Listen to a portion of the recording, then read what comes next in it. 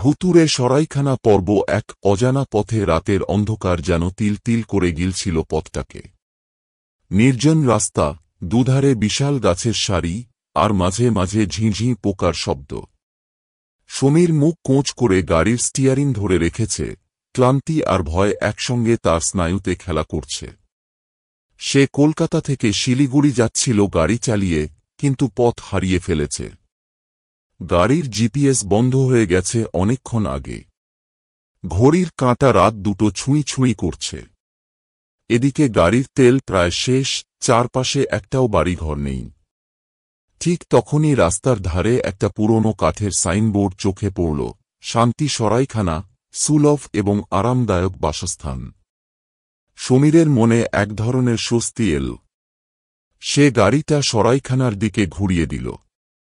দরজার সামনে এসে গাড়ি থামিয়ে নেমে পড়ল। পুরো জায়গাটা যেন কেমন নিঃশব্দ। বাতাস থেমে গেছে, পাখির ডাকও নেই।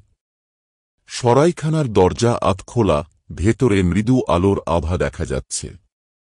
কেউ আছেন? সমীর ডাক দিল। একটু পর একটা বয়স্ক লোক বেরিয়ে এলো। কুঁজো হয়ে হাঁটছে, চোখের তলায় গভীর কালি, আর গলায় একটা কালো মালা ঝুলছে।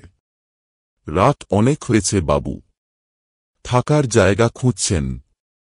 সমীর মাথা নেড়ে বলল, হ্যাঁ, একটা ঘর প্রাপ্ত। লোকটা একটু চুপ করে সমীরকে এক দৃষ্টিতে দেখল, তারপর বলল, পাবেন। তবে সাবধানে থাকবেন বাবু। এখানে রাতের পর কিছু অদ্ভুত জিনিস ঘটে। সমীরের গা ছমছম করে উঠল। কিন্তু ক্লান্তি তাকে এতটাই চেপে ধরেছে যে কিছু ভাবতে পারল না। ঘর পেয়ে খাটে শুয়ে পড়ল। কিন্তু রাতে ঘুম আসেনি। দরজার বাইরে ফিসফাস আওয়াজ। যেন কেউ দাঁড়িয়ে আছে,